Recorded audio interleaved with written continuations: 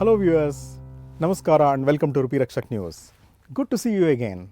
This is the second episode that we bring to you from Rupee Rakshak Newsroom on 25th August 2023.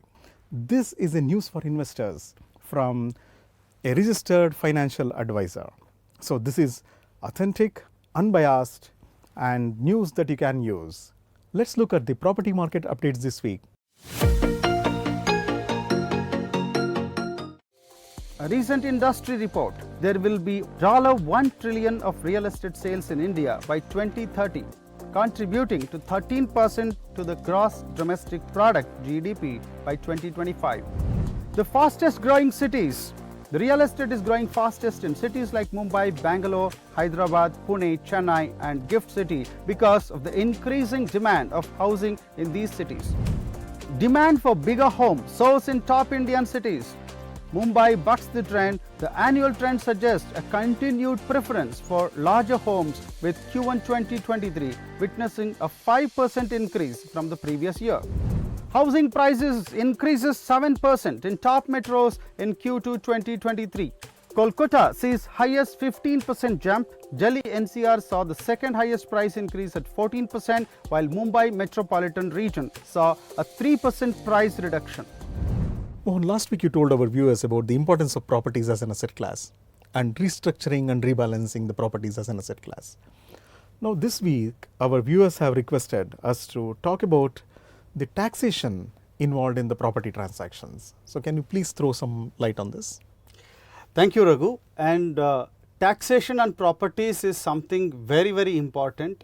And I'll very quickly try to cover what will you lose to the government amongst the appreciation that you got from your property.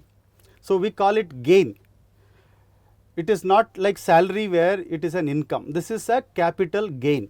So you invested your capital, let's say 10 years back, you bought a 40-60 site somewhere in Jayanagar and you bought it for 5 lakhs. And today it is worth 5 crores. What is the gain? 5 crore minus 5 lakhs, 4 crore 95 lakhs is the gain. So what is that government is asking you to pay? They will ask you to pay 20% of this amount, that is the gain, capital gain. On 4 crore 95 lakhs, you have to pay 20% tax. Long-term capital gains tax you mean? If it is long-term, because it is 10 years. So if it is within 3 years, if you are selling a property, you need to pay 30% tax. If it is more than 3 years of purchase, then it is 20% tax. The question is there any opportunity, is there any way that I can save this tax? That's what everybody asks. And this is something people should plan even before actually doing any transaction. That's what we do for most of our clients. They come sit with us, they say, I'm planning to sell this property. What will be my taxation? What is expected outgo in terms of, to the government, what I need to pay? The capital gains tax is 20% is guaranteed you have to pay.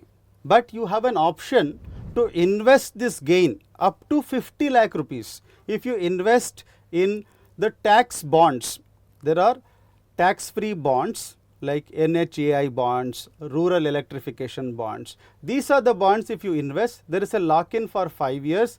Maximum allowed is only 50 lakhs per person. So you can park that money, you don't have to pay 20% on that 50 lakhs. So you get 10 lakhs rebate. So your actual benefit is that if you invest in any of these capital gain bonds or tax-free bonds, meant for this purpose, you will be able to save 10 lakhs maximum per person. So what normally people do, if you have 2 people in the family, you actually register both of them as the sellers, so that it will come into 2 people's account. So each person can take advantage of the 50 lakhs. So maximum it can be 1 crore.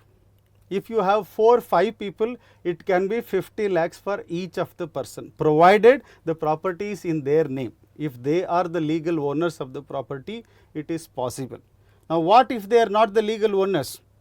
you can do a gift deed. There are a lot of ways that you can probably make it as part owners or owners of that property. Before doing the transactions, make sure you do all these things. These are the possible ways where you can probably reduce the taxation by distributing into more number of owners. If you don't have that option, the maximum that is available is 10 lakh rupees by investing 50 lakhs in the tax bonds. Now, what normally people do, Raghu, is they will actually go and buy another property. Yeah, that is another way to save capital gains tax. Absolutely. So, if you sold a property now and entire money if you buy and put it into another property, you will save complete tax. The problem is, lot of people are selling property because they need cash. Now, what I bought for 5 lakh rupees 10 years back today is 5 crores, and if I sell this property and distribute between 3 brothers, 1 sister, whatever, each of us will get 1 crore. Let me go and buy another flat for 70 lakhs, put this 30 lakhs in FD and enjoy my life.